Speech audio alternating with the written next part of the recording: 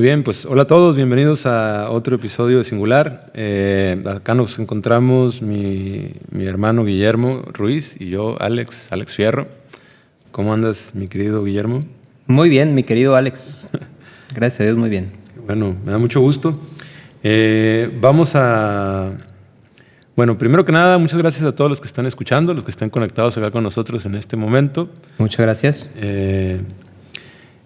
Vamos a darle continuidad al episodio pasado, donde pues la conversación me llevó a recordar algo muy importante que quisiera poner sobre la mesa y que me ayudes a verlo con más profundidad o aportarle, nutrirle el tema. Hay varias cosas, ya no sé ni cómo angular esta aproximación, pero ahí va. Hablabas en el episodio pasado que había una parte de la Biblia en donde Jesús dice: Padre, si es posible, retírame la copa de acá, ¿no? Pero pues que sea tu voluntad y no la mía. Es decir, por favor, no me tientes, pues, no, ayúdame. No me siento, fíjate. Pues yo no sé si sería eso el sentido. O sea, en la Biblia está cuando sabe que están a punto de crucificarlo en el huerto de Getsemaní. Ya. Sí, eso sale en ese momento. Y lo que yo te comentaba es que hay gente que usa esa misma frase para situaciones muy difíciles, ¿no? Como las descritas en el episodio anterior, que al pensar en ciertas circunstancias, sí, como este ejemplo así a grandes rasgos, como alguien que se viera en la situación de tener que matar a alguien para salvar la vida de su hijo. Al pensar en este tipo de situaciones, algunas personas usan esa frase. Yeah. Sí, como de ser posible, pasa de mí esta copa, ¿no? O sea, como te pido por favor que de ser posible no hagas que me vea en esas. Claro. ¿No? Sí. Ajá. Pues mira, voy a ir acomodándolo de a ver cómo puedo, porque es algo complejo, pero voy a intentarlo. Hay un proceso personal que fue fundamental darme cuenta de ello y tiene que ver con esto. Por mucho tiempo, toda mi vida, porque yo fui criado, me inculcaron la religión católica de niño. Entonces yo iba a la iglesia y tal, ¿no? Normal, un católico mexicano promedio cualquiera. Bueno, un poquito más que promedio quizá. Pero pues finalmente tuve un divorcio ahí de la religión y promedio, o sea, nunca iba a misa, no comulgaba. Bueno, entonces cuando yo estaba, sí pasé algunos añitos, o sea, hasta los 14, 15 años quizá, que me consideré parte de la comunidad católica. Después tuve un divorcio de la religión, más o menos violento. O sea, fue un rechazo fuerte de mi parte. Y ahorita estoy bien en paz con todas las religiones del mundo. Veo sé rescatar lo valioso de todas ellas y también lo que no me conviene, pues simplemente ya no le presto atención.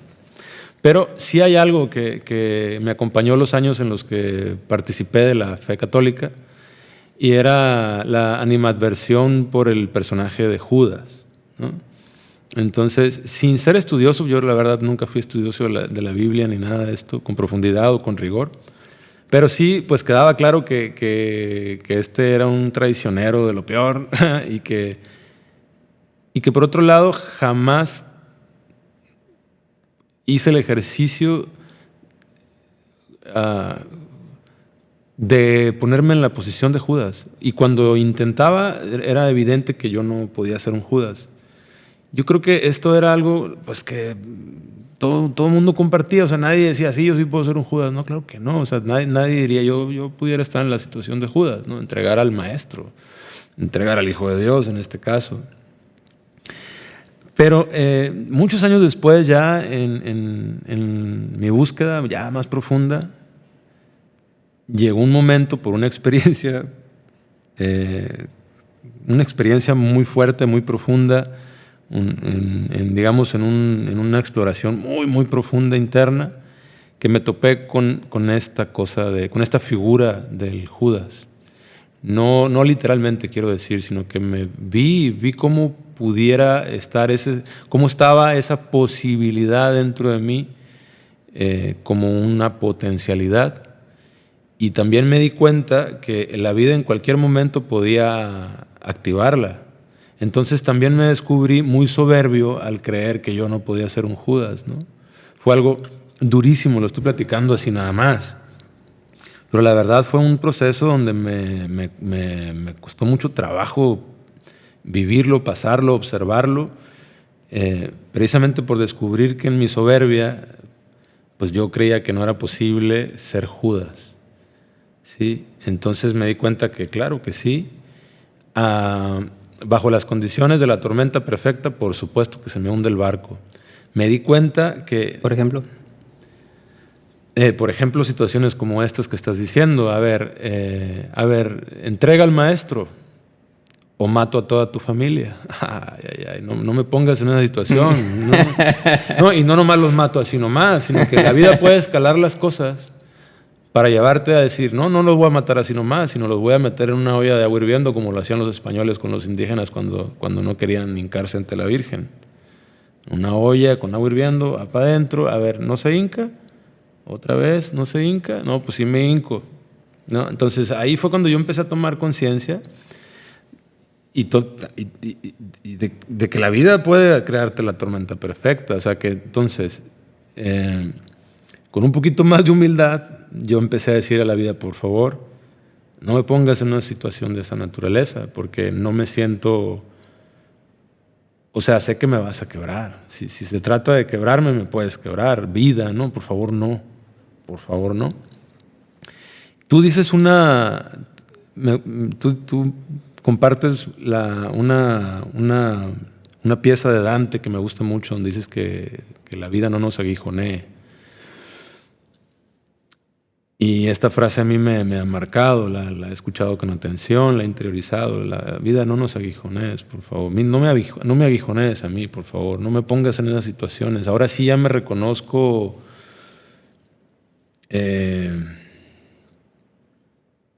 débil, pues, para algo de esa naturaleza. Y prefiero hacer todo lo que esté de mi parte, de mi lado, para que la vida no se le ocurra ahí llevarme por ahí. Para que a la vida no se le ocurra. Pues por decir algo, ¿no? Pinche. Por decir algo, pero como dice, ¿no? Pero como decías ahorita, ¿no? Pero pues sea tu voluntad y no la mía, ¿no? O sea, al final de cuentas es así.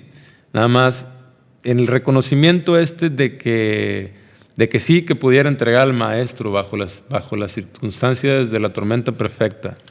Ahora, cuando yo tuve este proceso, honestamente lo que sucedió, y aquí voy a entrar con intimidades, ¿no? O sea, honestamente fue, creo que la primera vez que empaticé con la figura de Judas, o sea, con el arquetipo ese, que descubrí que estaba dentro de mí en potencia. El arquetipo ese. Sí. Lo bueno que ya empatizaste con él. Bueno, pues me di cuenta que estaba en la posibilidad de que yo me hubiera envuelto en una situación así. Y fue muy duro. No, ya empaticé con el cabrón. Sí. Digo, al fin de cuentas no es mi favorito el arquetipo, pero sí como, ya no condenarlo a la ligera. Y me acuerdo haber experimentado una impotencia tal que me llevó muchísimo a las lágrimas, al llanto, de decir, híjole, por todos los Judas que ha habido en el mundo, o sea, me duele. En ese momento hubo un proceso interno también muy curioso, que también pude ver que si el maestro era un maestro de verdad, también sabía esto. Y pude entender quizá hasta ese momento por qué explican, así como a mí me explicaron que Jesús, como diciendo, pues, entiendo, o sea, lo va a hacer. O sea, es así. Bueno, de hecho, en algunas tradiciones se considera a Judas el discípulo más exaltado. ¿Cómo exaltado? ¿En qué sentido? El más chingón. Fíjate. Sí, como si él supiera que ese paso era necesario y se lo pidiera a la persona de más confianza. Bueno, por ahí va el proceso que yo viví. No tal cual, pero por ahí va. ¿Y ¿puedo hacer un comentario? Sí, Es sí, que sí. incluso aún quitando estas tradiciones de por medio, quitándolas de en medio, está bien interesante. Si tú lees la descripción que la Biblia hace de esto, parece un encargo. Ajá. O sea, no parece una tradición, parece un encargo. O sea, delante de todos, a quien yo le dé esto, o sea, es un encargo. Y, o sea, no es ninguna sorpresa, no es que todos los demás, oh, no mames, pinche Judas, no, ¿cómo fue posible? O sea, lo hizo delante de todos, ¿sí? Le dio eso delante de todos como un encargo, todos lo vieron. O sea, la verdad es que si fuera una traición y alguien hubiera querido detenerlo, pues ahí ya sabían a quién detener, a quién impedir que hiciera las cosas, ¿no? Realmente, esto ya es reflexión personal, ¿eh? ¿No?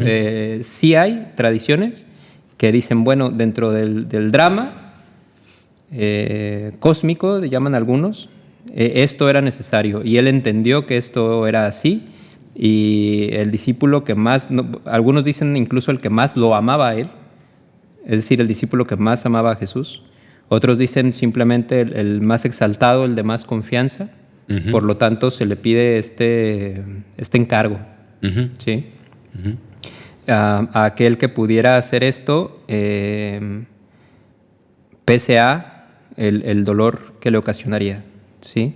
Que es una figura arquetípicamente hablando, por ejemplo, para los amantes de Harry Potter, ¿no? Snape encarna al Judas con Dumbledore, ¿sí? Y ahí aparece este pasaje en el cual es un encargo, ¿sí? A la vista de todos los demás, lo traicionó, pero entre ellos queda claro que es un encargo, ¿sí? Necesitamos que se haga esto, por esto, y el que lo puede hacer eres tú. Ajá. ¿Sí?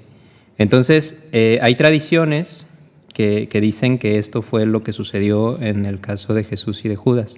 Pero ya, independientemente de estas tradiciones, ya como mi reflexión personal sobre el personaje de Judas, es esto: si tú lees la Biblia y le quitas las explicaciones que ya tienes sobre el pasaje, parece un encargo. Sí.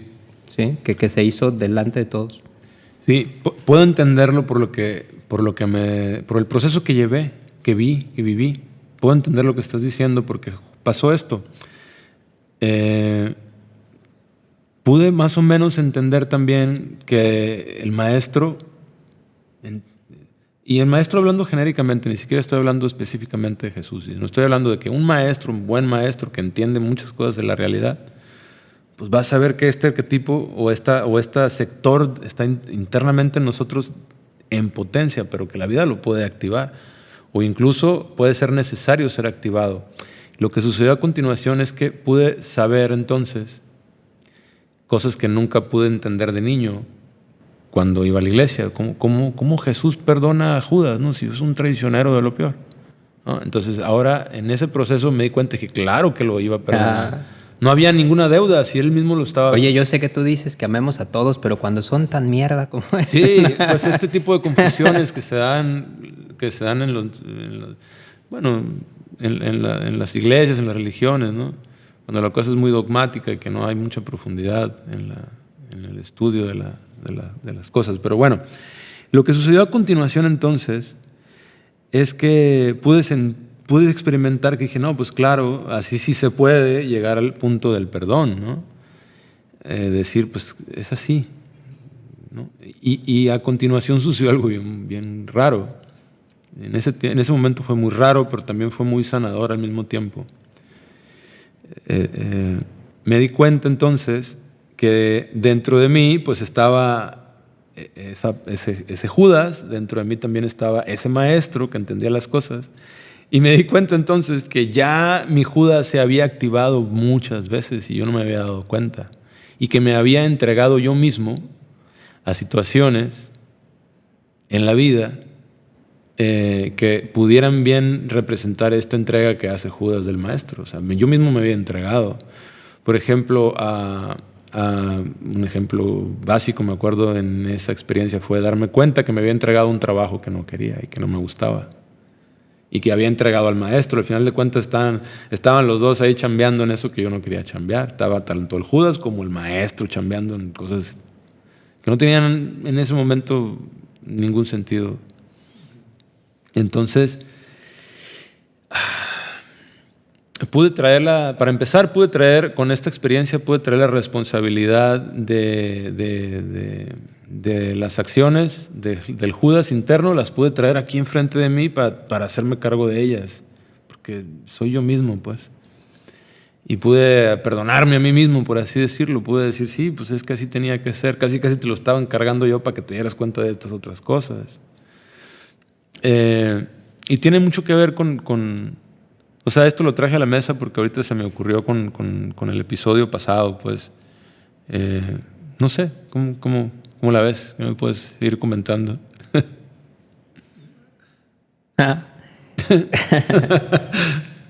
Muy bien. Trayendo temas ligeritos, el Alex. ¿Eso como para qué pudiera servir, mi querido Alex? O sea, como por dónde le vamos a dar. Pues, número uno,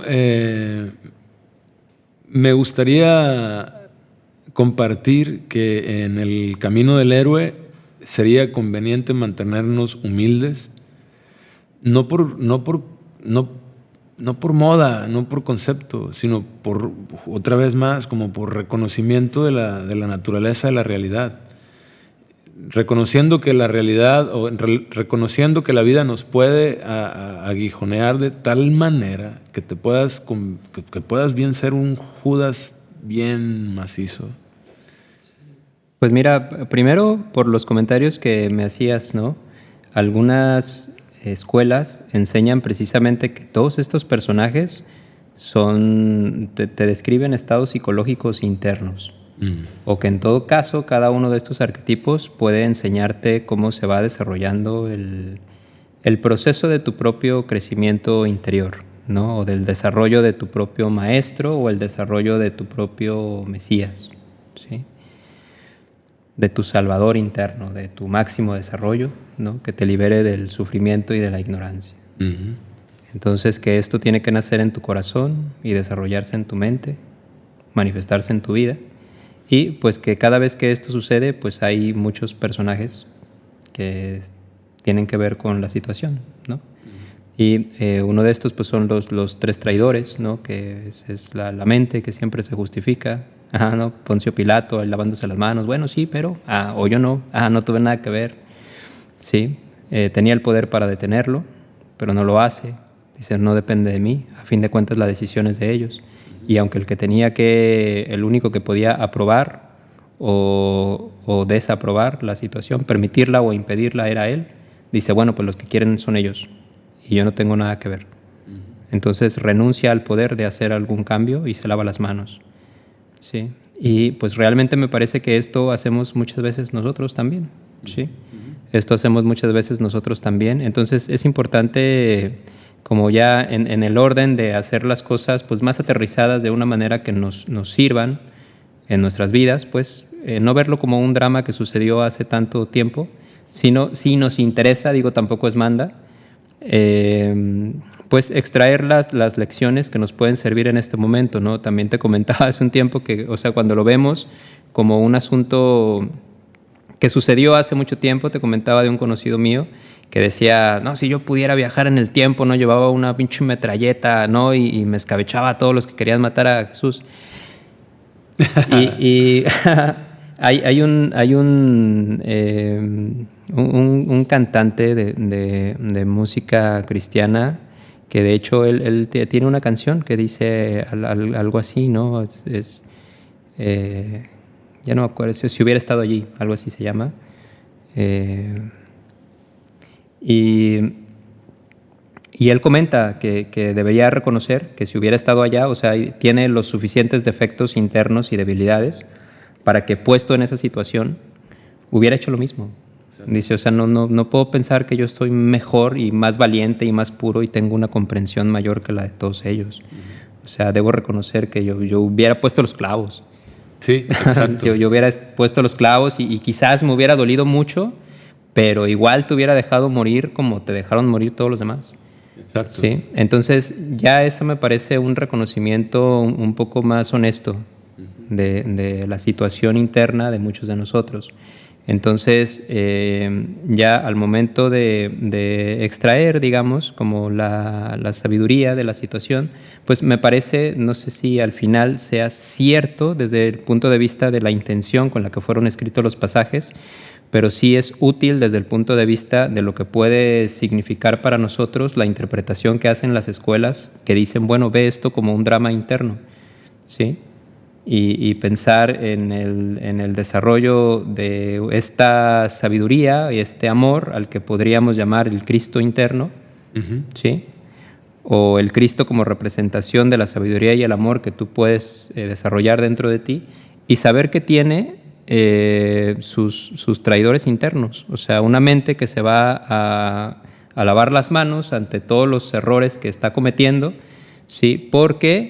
Bueno, pues porque así es la naturaleza, porque lo están haciendo todos los demás, porque me lo pidieron en el trabajo, porque no me quería pelear con mis amigos, porque no quería que mi pareja me dejara, porque no quería que la sociedad se burlara de mí, porque no sé qué, ¿no? O sea, es decir, hay una parte de nuestra mente que justifica, se lava las manos, ¿sí? Y pierde la oportunidad de lo mejor.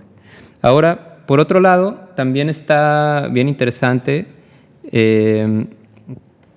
la figura de... me parece es Caifás, ¿sí? Que es como el sumo sacerdote.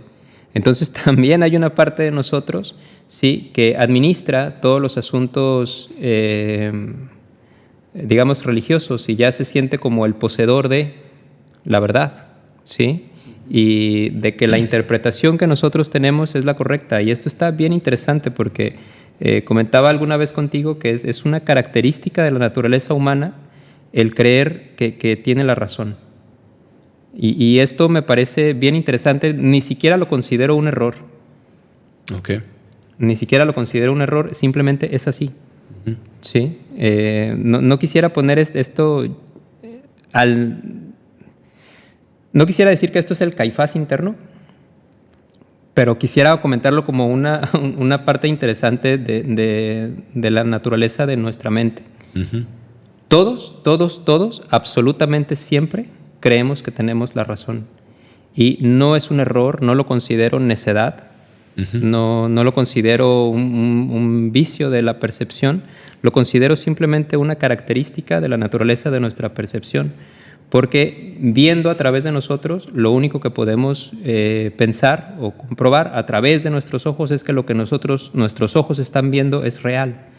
O sea, ni siquiera eso es no puedo considerarlo un error. Simplemente es así. Veo con mis ojos, por lo tanto, lo que mis ojos ven es real para mí, ¿sí? Entonces, incluso la gente que dice, me equivoqué, estaba equivocado, presupone en esta frase que antes estaba equivocado. Y ahora no. Ahora estoy en lo cierto. ¿Sí? Entonces, hasta cuando reconocemos un error, presupone que estamos en lo cierto todo el tiempo. Entonces, esto está bastante interesante al momento de que queramos convencer a alguien de que está equivocado, ¿no? Está muy cabrón. Pero, en fin, bueno, esto lo pongo así sobre la mesa simplemente como una característica de la percepción humana. Pero bueno, entonces, si esto es así en cualquier persona, aún en las más, ¿sabes? En las mejor intencionadas y más... con el conocimiento más profundo y la observación más honesta y más directa de sí mismos, pues hay una parte de nosotros que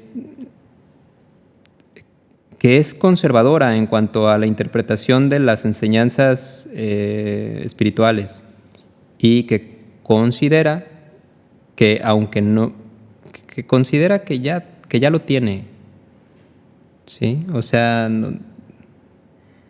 la forma en la cual interpreto las cosas ahorita no me ha traído la paz, no me ha dado los resultados, pero es la correcta. Ya. O sea, tarde o temprano debo tener paz, tarde o temprano debo tener resultados, y si algo no se da, es ese error de la vida, de la naturaleza o de Diosito que no me quiere, ¿no? Y que quiere que los buenos sufran, ¿sí? Por alguna razón, ¿sí? En lugar de decir, cabrón, ¿no será que estoy interpretando todo mal? Ajá. ¿Sí? Entonces, y esto es una característica que tú puedes ver en la Biblia cuando dice, y los fariseos. ¿Cuál era la característica de los fariseos? Los fariseos se ocupaban de la apariencia, ¿sí? De ir a la iglesia cuando había que ir, o a la sinagoga cuando había que ir, de vestirse de la forma correcta, de hacer los rituales correctos, de recitar las cosas correctas, ¿sí? Y hay una acusación que Jesús hace sobre los líderes religiosos de ese entonces, que dice, a todos les dicen qué hacer y ustedes no lo hacen, ¿no? Como ponen, no recuerdo cuál es la palabra exacta, pero ponen un pinche, como una losa, no me acuerdo la palabra, algo muy pesado sobre los hombros de la gente y ustedes no mueven un dedo para levantarlo, ¿no? Ajá. Entonces, la palabra que usan en la Biblia para esto es fariseo, ¿sí? Ahora, la gente, especialmente pues la gente cristiana, digamos, sí, dice, sí, pinches fariseos, ¿no? Como si fuera estuviéramos hablando de otras personas, de otra religión y de otra época. Pero si escuchamos o leemos, ponemos atención a la descripción de las actitudes y las acciones de esa gente, dices, o sea, veo eso por todos lados, ¿sí? En todas las religiones, ajá, ¿sí? Y sí, me pongo un poquito de atención yo, sí. Hijo de su pinche madre, también lo veo en mí, claro. ¿Sí? De creer que por hacer la pose, que por asistir a la asamblea, por decir ciertas cosas, ¿sí? Ya está hecho el trabajo. Entonces, me parece, pues,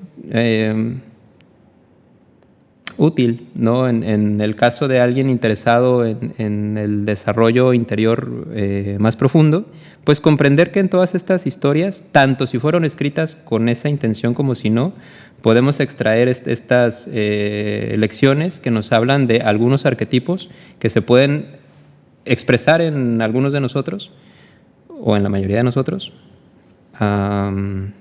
pues si se constelan las situaciones adecuadas. Así es. Sí, uh-huh. O sea, y entonces pensar, híjole, pues tal vez Judas no era tan malo, ¿no? Ajá. O incluso pues hay interpretaciones que dicen que efectivamente no existieron ninguno de ellos, uh-huh, y que se está exponiendo precisamente estas verdades psicológicas y espirituales sobre el desarrollo humano. Uh-huh. ¿Sí? Uh-huh. Entonces, tanto si lo vemos como algo que sucedió históricamente, como si lo vemos como algo que no sucedió históricamente, si creemos que fueron personajes históricos de los cuales nosotros podemos obtener una lección o ver todo eso como una explicación y descripción de arquetipos internos, en todo caso creo que la parte más útil para nosotros es verlo de esa manera, ¿sí? Independientemente de cómo haya sido en el mundo concreto, ¿sí? Objetivo, quiero decir, aunque reconozco que también en la espiritualidad moderna algunos dirán que bueno, lo de afuera es el mundo subjetivo y lo de adentro es el mundo objetivo. Digamos, en lo históricamente sucedido, la parte más útil para nosotros es extraer lecciones y ver cuando nosotros estamos cayendo en uno de estos errores para que podamos salir de él, ¿no? En lo mismo, sí, así es. Fue para mí una lección muy dura, pero fue una lección pues riquísima. Sí hubo un antes y un después. Porque dentro, claro, o sea, dentro están las posibilidades de todo. O sea, realmente el asunto de que nosotros vayamos aprendiendo ciertas cosas y probando, desarrollando ciertas virtudes y este tipo de cosas, no es el ejercicio de la imposibilidad para hacer el mal lo que convierte a alguien en alguien pues desarrollado o entrenado, o sabio, o fuerte, o virtuoso, ¿sí? O sea, no estamos buscando el que sea imposible para nosotros, ¿sí? Hacer el mal. O sea, se presupone, y este tipo de cosas nos enseñan que realmente podemos hacer cualquier cosa, uh-huh, ¿sí? Cualquier cosa. de las malas también. O sea, esto fue bien importante para Gandhi, por ejemplo. Él decía, es que el que tú puedas practicar ahimsa o la no violencia presupone que debes tener la fuerza necesaria para hacer daño. O sea, una persona débil no es no violenta. Una persona débil es débil, nada más. O sea, no hay virtud todavía en alguien que no puede hacer daño. Exacto. Sí, No tiene de otra. Exacto. O sea, no hay fuerza, no hay poder, no hay nada. No, eso no es una virtud, porque está imposibilitado para hacer cualquier cosa. No sabes si teniendo el poder y la fuerza ejercería la violencia. Claro. Sí, entonces incluso hay palabras poco conocidas de Gandhi, pero él animaba a todos a luchar por la libertad de la India. Sí, y decía, lo que él enseñaba se llamaba satyagraha o la fuerza de la verdad, y quienes lo practicaban eran satyagrahis. Entonces él decía, el satyagrahi es alguien que es el más valiente de todos, porque hace las cosas decidiendo que él no va a hacer daño, pero podría recibirlo. Entonces es el más fuerte y el más valiente de todos. ¿Sí? También otra frase, pues algo conocida de él es que el mundo se dividía en dos tipos de personas, los que están dispuestos a matar y los que están dispuestos a morir. En la película de Gandhi aparece un poquito esto, de una persona que se anima al asunto de la libertad de la India y dice, y este es un propósito por el que yo estaría dispuesto, o por el que yo estoy dispuesto a matar y a morir. Y que Gandhi le responde, bueno, pues yo estoy dispuesto a morir por ello, pero no hay nada, ni este objetivo, ni ningún otro por el que yo estoy dispuesto a matar. Entonces decía que hay dos grandes fuerzas en el mundo, la de los que están dispuestos a morir y la de los que están dispuestos a matar. Entonces, menos conocido que esto es lo que te estaba comentando, que en algún momento anima a todos a luchar por el bienestar de la India, por la independencia de la India, y dice, si eres muy valiente, hazlo sin violencia. Lucha sin violencia. Si eres menos valiente, hazlo con violencia. Pero si no haces nada, eres cobarde. Si no haces nada, eres cobarde. Entonces, él entendía esto muy bien, es muy fuerte y muy cierto, ¿sí? Porque a veces pensamos, nomás como no hago nada, ya es que yo soy no violento. No, espérate, ¿estás haciendo las cosas? Porque si las estás haciendo, entonces podríamos decir, ¿sí? Que si las estás haciendo, pues estás sirviendo. Y podemos decir también que si puedes ejercer la violencia y decides no hacerlo, pues hay una virtud allí. Pero si no puedes, sí, pues no hay ninguna virtud. Y esta parte me parece bien interesante entonces porque según la circunstancia, pues nosotros, pero clarísimo, que pudiéramos caer en algún, ¿sabes? Si nadie te fuera a descubrir, ¿sí? Que a veces es, no, sí, y está mal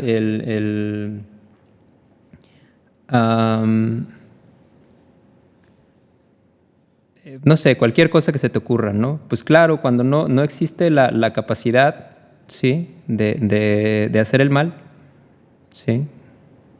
Tanta gente que dice, no, sí, los políticos. Una vez tuve un amigo, muy, muy bonito, muy sincero él, que su papá estaba postulando para un cargo público y le dije si llegado el caso cree que su papá se volvería igual que todos los demás y me dijo, la neta, sí.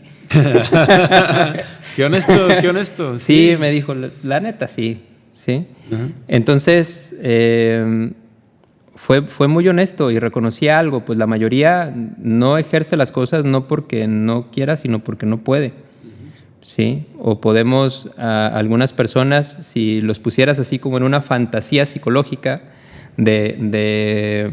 bueno, a ver, la persona del sexo que te gusta más atractiva del mundo, en una circunstancia en la que nadie se vaya a enterar.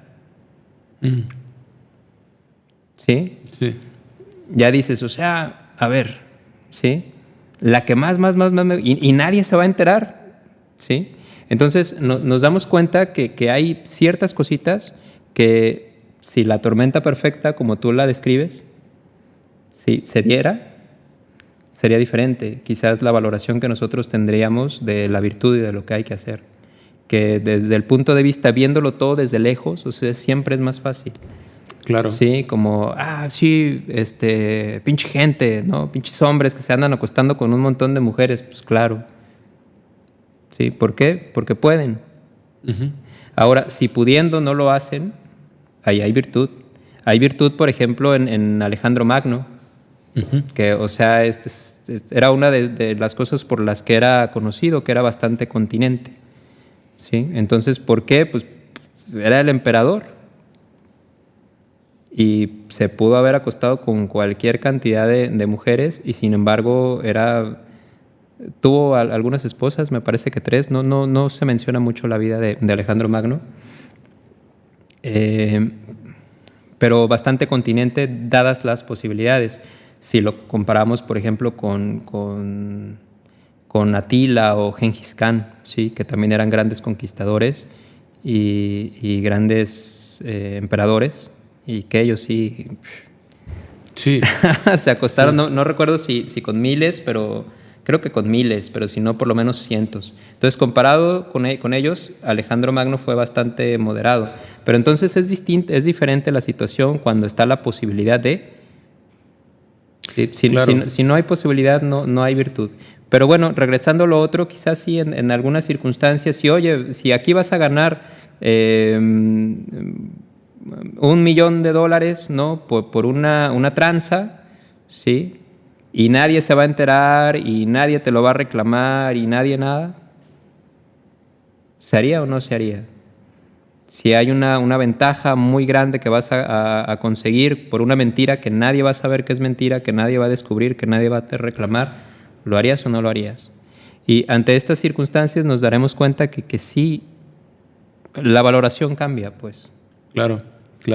Que hay en nosotros la capacidad de, en determinadas circunstancias, pues representar la parte mala que nos cuesta trabajo aceptar. O que es más fácil empujar hacia los demás, proyectarla hacia los demás y condenarla en los demás. Sí.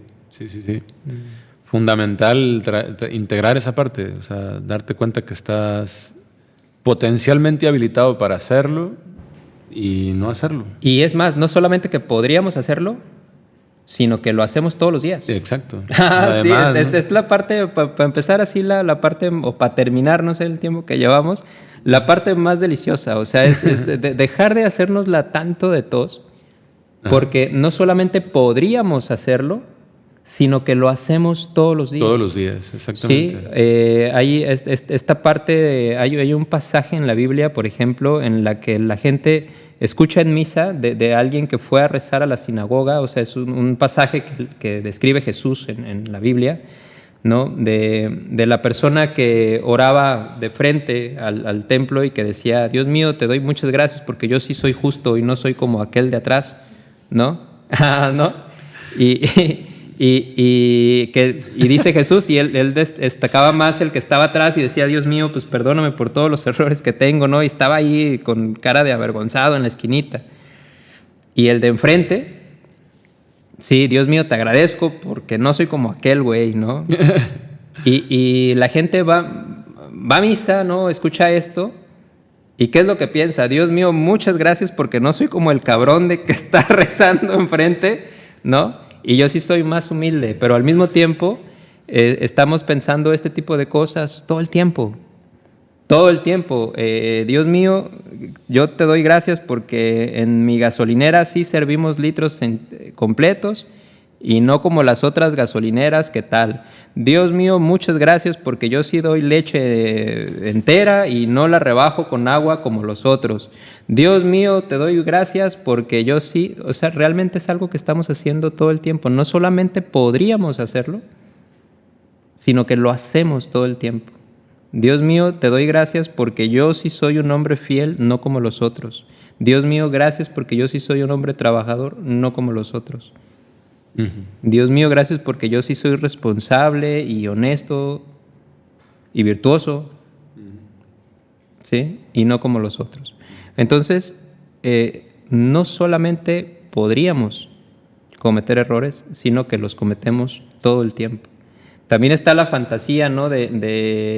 Oye, ¿qué pasaría si se te aparece como a los grandes profetas de todos los tiempos el demonio y te ofrece el dominio sobre el mundo entero? ¿Sí? Y dices, no, pues... Yo sí le hubiera dicho que no, igual que... A huevo, no, sí, pues se trata de elegir entre Dios y el demonio, o sea, yo rechazo el mundo entero. Cabrón, o sea, no fue necesario que te ofrecieran ni una ciudad, ni una casa. ¿Sí? Ni una ciudad, ni una casa. Por una playera, ¿no? Por una playera, por una cachucha, por unos tenis. ¿Sí? Sí. Sí, sí. Por un momento de placer, por un momento de vanidad. Lo traicionaste. O sea, a veces fantaseamos demasiado. ¿Sí? O sea, si me ofrecieran el universo, yo diría que no, güey. Sí, traicionaste por unos chicles. Uh-huh, sí, a veces dicen, no, pinche Judas, ¿no? Por unas monedas de plata. Güey, aunque sea a él le dieron plata, cabrón. O sea.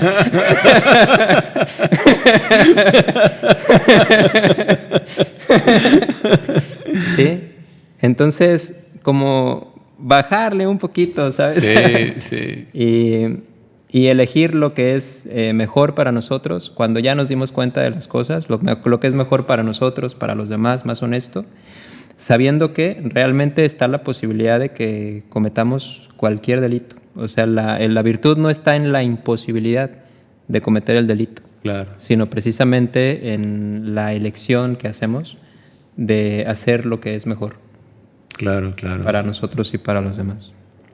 Sí, sí, pues es así. Fue un proceso para mí muy, muy complicado, muy difícil, muy doloroso, muy necesario. Ahora lo veo como, digo, oye, si no hubiera pasado por esa leccioncita de ahí, me hubiera perdido cosas bien bonitas y valiosas. O sea que sí, pues invito a ver al Judas interno, pero o sea, con mucha honestidad, aunque sea difícil. Y entonces ya, pues ahí pedirle el favorcito a la vida de que no nos vaya a poner en esta situación demasiadas veces a ese nivel. Y entonces también tenemos la oportunidad de ver las veces que en la vida cotidiana, todos los días, estamos traicionando al Maestro. Ok, pues muchas gracias. Algo así me imaginaba al poner que iba a suceder al poner ese tema sobre la mesa. Pues nos despedimos, mi hermano. Muchas gracias, mi querido Alex. Muchas gracias a todos y nos vemos en el próximo episodio. Muchas gracias. Hasta luego.